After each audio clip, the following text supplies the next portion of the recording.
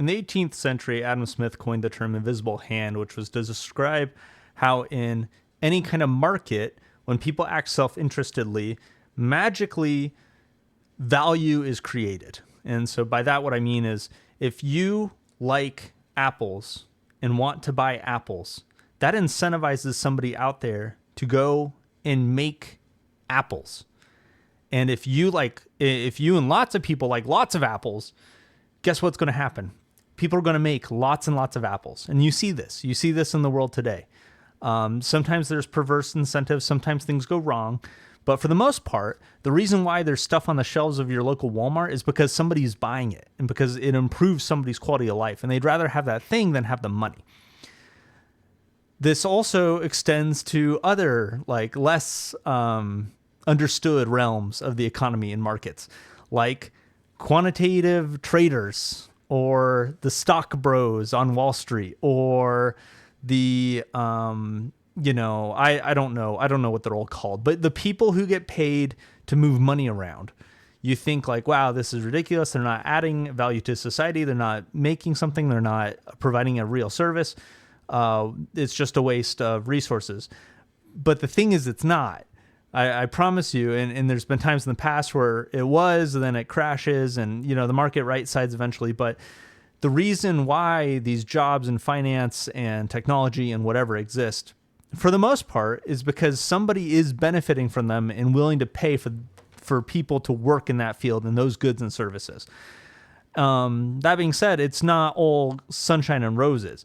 A lot of people in the Pokemon community have been a little upset about the extra attention. There's kind of a boogeyman in the Pokemon community, which is like, are institutional buyers coming in and buying collections, buying cards?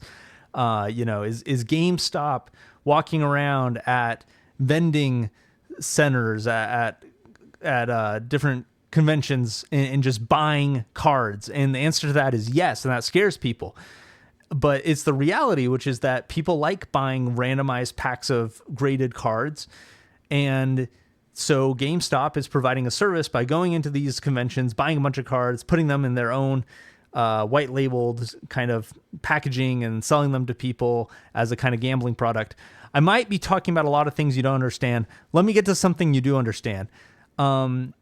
Magic doesn't have this yet, right? So the institutional money, we're talking about like GameStop or eBay or big corporations coming in to just buy a bunch of products because there's opportunities to scalp it and flip it. We're not seeing that with Magic, thankfully. And that's because the biggest money isn't here yet. And maybe it's inevitable, or like someone in the comment section kind of cleverly said, maybe the game will die with us. Maybe we're the last generation to ever play Magic. Interesting, food for thought. And to that I say, maybe they will make Universes Beyond K-pop Demon Hunters and finally get that young feminine population interested. Anyways, that would slap, by the way. K-pop Demon Hunters, Universes Beyond, or Secret Lair. Either way, I'll take whatever I can get. All right, so the institutional money isn't here yet. What is here are smart people. What are here are smart people. There are smart, technologically savvy people that are building products for Magic the Gathering players and collectors and investors and buyers and sellers. And but it isn't, there's not a ton of it, right? There's not like the innovation that has happened in Magic the Gathering, in the markets, in the buying, the selling, the trading. It is young. It is small, and there are loads of opportunity for somebody who's really smart, really clever to come in and do something with technology, with math, with data, with science, and generate loads of value. This is just true. And I mean, what is my opinion worth? But this is, as far as I'm concerned, is just a reality. And we're seeing this. We're seeing innovation in this space. And we're seeing, Mox Alphas and Anon Patreons and toploaded.io and different things come out from inventors, from creators that help add visibility and transparency to Magic the Gathering markets, that help buyers and sellers figure out what the right choices are to make. So we're seeing this maturity and development in Magic, but there's still so much to discover. There's so much price discovery that is kind of slowed down because it's done in these antiquated ways. And let me just get to the point, because I think that I'm using a bunch of big words just because they're fun. I love data. It's actually my profession. It's my day job. This is not my day job. My day job is working with data. And in college, I did a bunch of data science projects around Magic the Gathering. The first project I did, I know I mentioned this before, was doing a regression, which is just a fancy way of trying to measure correlation between the cost of standard Magic the Gathering decks and their win percentage. And what I found from that study, which was looking at decks between, I think, like 2011 and 2018, was that there was zero correlation between the price of a Magic deck and if it won. Now, of course, you have to pay to play. I think the cheapest deck that I saw in a tournament was like $90. So, but what's interesting is that on any given year, on any given tournament, the $100 deck was not more likely to lose than the $1,000 deck. And the $1,000 deck was not more likely to win. It is so interesting that, of course, sometimes the meta was that you needed the $1,000 deck. But over the span of this like 7 years that I was looking at, it just wasn't the reality that the most expensive decks were more likely to win. There were less expensive decks, and like I said, the less expensive decks are still $100, which is kind of a lot of money. And so, you know, there's definitely, it's pay to play for sure, but it was not pay to win, at least not in standard. I'd love to do the same regression with CEDH today, because people talk about, like, you know, you don't want to play against your opponent's wallet, and that is that's such an interesting phrase. And so, anyways. That was a data science project I did. Another one I did, which was much more ambitious and, I mean, naive might be a good word, was trying to predict Magic the Gathering card prices using details about cards, like their color, their converted mana cost, their power, their toughness, what kind of words they had in their text box. Using these details, I wrote a machine learning algorithm, which sounds really fancy, but it's not that hard to do. Maybe comment down below if you want me to share with you how to write a machine learning algorithm. And so, was it successful? No, it wasn't. What I was trying to do was trying to make it so that it could tell a Boolean, which is just like tell 1 or 0, tell true or false, will this card be worth more than $5? And I tested it on the final, or I'm looking at my screen, not Final Fantasy. I tested on Theros Beyond Death, and I tested on the new Ashiok that was coming out in Theros Beyond Death, which was like a 5-drop Ashiok. It didn't seem like it was going to be a good card, but the algorithm predicted that it was going to be a below $5 card, when most certainly at release, at least, it was going to be above $5 card. I'm sure it's less than $5 now, though, so maybe my algorithm was right. Maybe I should dig that up. Anyways, predicting card prices using their details. That is, I think there honestly is opportunity there. I was very young in my data science journey, and so it's something that I'm tempted to revisit, although I don't know. Anyway, so today I introduce you to my latest, and it's not as cool as doing machine learning algorithm. It's not as sophisticated as doing a regression, but it is interesting, and it's something I want to share with you. And what it comes down to is this thesis that I've heard a couple of places, but mostly from Kitchen Table TCG, whose podcast is back. Go check it out. They don't sponsor me, but by golly, I will sponsor them, which is the May the Zoo Be With You podcast. Check it out on Fridays. Comes out. Really awesome podcast. All right. Anyways, so I listen to Louis, who owns the Kitchen Table TCG YouTube channel and store and things like that. And he talks about set size. Spider-Man was a low set size Magic set, and it did terribly. And the set size, in Louis' eyes, at least some of the times he's talked about it, has been the explanation for why the set did not perform well. So there's a hypothesis here, which is set size can predict how well a set does. So now we have to, as like data scientists, here's like a peer, an eye into the world that I live in for my day job. But as scientists, you have to investigate and think to yourself, okay, how do we measure set size? Is pretty easy. How do we measure success in a Magic the Gathering set? And there's lots of ways to do that. We're going to use a pretty like simple way. But yeah, let's dive in. Let me share with you what I've made. So let's see, I might need to move my screen a bit. Yeah, there we go. Awesome. Okay. Bunch of columns. This is made out of a sheet that I've shown off before, which is like the collector box sheet, where I can talk about how the average return on booster boxes from 2021, if you bought each of them at market price, was like 4%. Not incredible. But man, if you bought the boxes in 2024, 47% return on investment in 2 years. Incredible. On average, they've kind of like doubled in the span of 2 years. Anyway, so this sheet, very cool.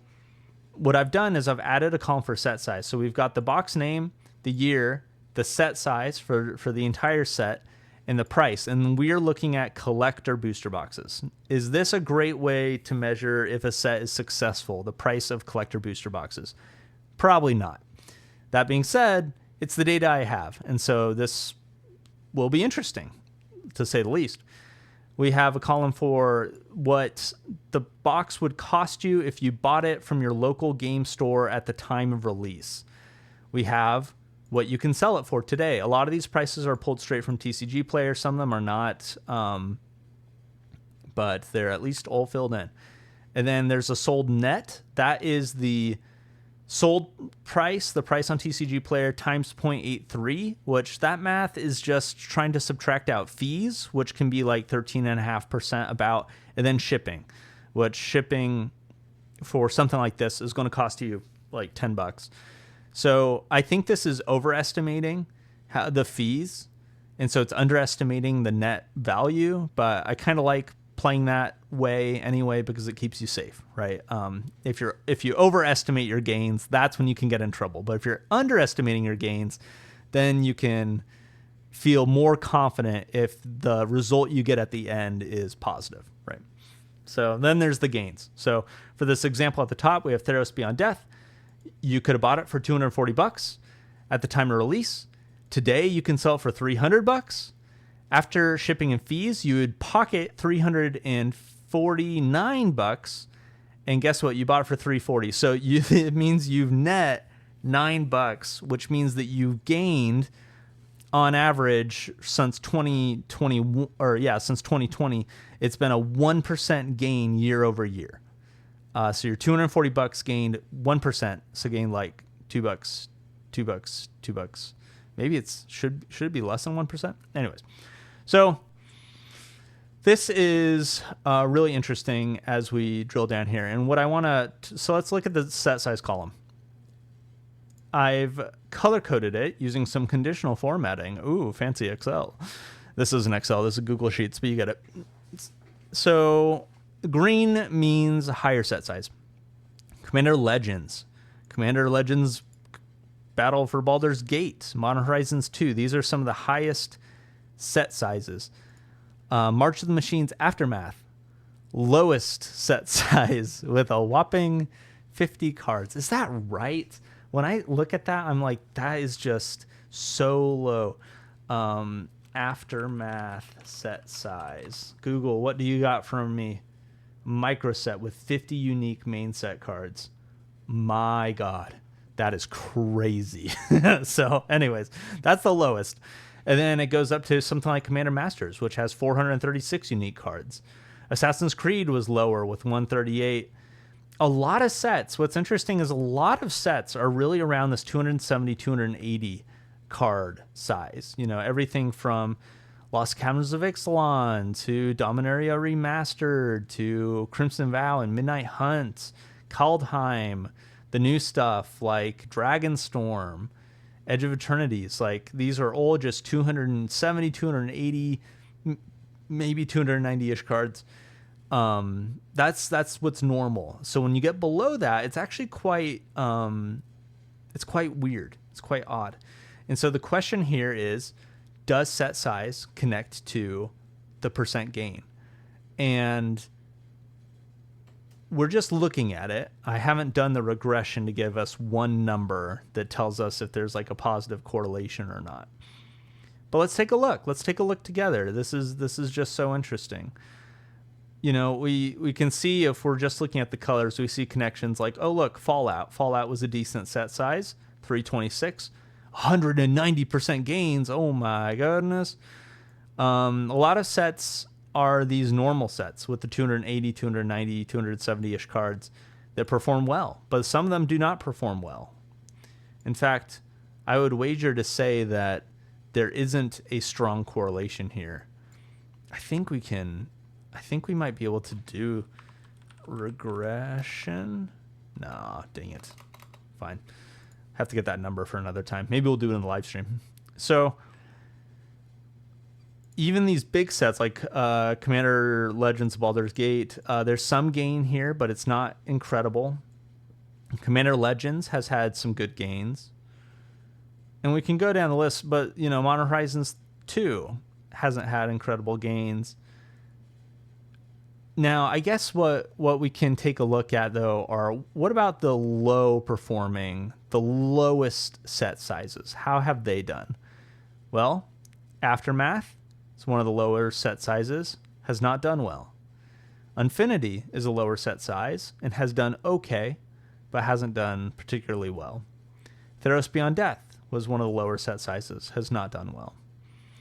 Assassin's Creed, lower set sizes. Assassin's Creed has done okay, but I wouldn't consider it a successful product. I mean, for it to be kind of in the gutter for such a long time, Assassin's Creed did not perform particularly well. But tell you what, it's a good set to, if you want to collect a whole set of cards, Assassin's Creed, fun set to collect.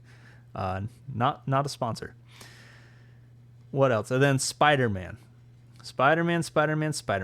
Well, just like Louis said, Spider-Man is a small set, and it is not performing well. Part of the problem, though, with Spider-Man is that the hype around it. I think what's going to correlate with the gains percent so much more is how much you're able to buy it for at release. I mean, the Spider-Man and Avatar selling for $350 at release, as opposed to something like, well, even Aether Drift selling for $200. The losses on Aether Drift are just so much smaller because you're able to get it for such a better price. And of course, the gains for something like Edge of Eternity, where you're able to buy it for $240 and it's now selling for $500 plus, that is where the money's at. Some of these crazy, by the way, let's point out some of these craziest gains. Bloomborough with 176% year over year, turning from a $240 box to an $800 box. Foundations, also incredible. A lot of people called Foundations. Foundations felt like a no-brainer at the time. A little bit of history was because Foundations is going to be standard legal for 5 years, and they were going to reprint the Foundations play boxes for forever. But the collector booster boxes, it was a one and done. At least that was the understanding. And so a lot of people were like, these collector booster boxes for Foundations are going to be slam dunk. It's going to be a home run. I was not one of those people. I was not sure. I was a little skeptical. And but wow, Foundations has performed quite well. Wilds of Eldraine was a big set, has performed quite well. But you know, this is just cherry picking at this point.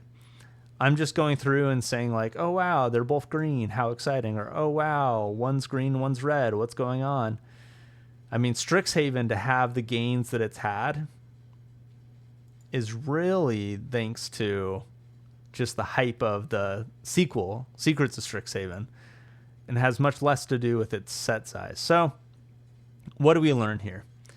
Let's wrap this up. Set size matters, but it seems to only matter when the set is quite small. When the set is very small, then things do not perform well. looking into the future, we know, well, we have some of the product details for Marvel superheroes. It says that there is, you can open up cards 1 through 415. And I'm not sure if that is indicative that there's 415 cards, or if that includes kind of like duplicates, like maybe that includes extended arts and things like that as well. But it seems like it's going to be a decently sized set. Does that mean that it's going to perform well? No. It looks like just because the set size is decent does not guarantee that it's going to perform well. However, that is like a important prerequisite. What's the word? What's the phrase? It's like it is required but not sufficient. I know I'm saying that wrong, but something like that. So the Hobbit, the rumor is, let me see, the Hobbit MTG set size. Do we have this? Do we know this? Oh, 193 to 194 main set cards. This is the thing. Because let me share this sheet again. So that is Spider-Man size. The Hobbit is going to be a Spider-Man size set. It's going to be bigger than Assassin's Creed. It's going to be smaller than Infinity. Smaller than Theros Beyond Death. That is really interesting. And so what do we learn? How does this mold our predictions and how we feel about the future? I do think that having a small set size, it does look like here that small set size is a headwind to success. It's not the only thing, and it might not even be the most important thing, but it is a headwind to success. And I am so curious because everybody is bullish on the Hobbit, right? Everyone's like, this is going to sell well. This is going to be a great Magic success. And I really am not so sure. I think I am still going to pre-order as many collector boxes as I can. It's almost guaranteed money at this point. But that being said, I'm going to sell them immediately because I don't think that the opening experience of a collector booster box when there's so many duplicate cards, it's just kind of miserable. It really is. That's my subjective take. That's kind of me reading in the details that it takes a human to read that's beyond just the numbers. My take is that when the set size is too small, the box opening experience is just kind of miserable. And yeah, the Hobbit is looking to be around that set size. So it's interesting. Let me know what you think. Also, let me know if you like this kind of video, this data sciencey kind of stuff.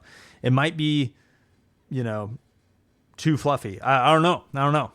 But it is cool. It is fun. There's a lot of power. Like I said in the beginning, there's a lot of room for somebody to step in here and work, get the more expensive version of Claude and do give it some data, give it the MTG JSON and say, how can we figure out how to connect card prices to the details on cards, and doing some research and some science around it. There's a lot of opportunity out there. So anyways, thanks for watching. Let me know what you think, and subscribe, baby. Almost at 600. We might be by the time this video comes out. So cool. Thanks.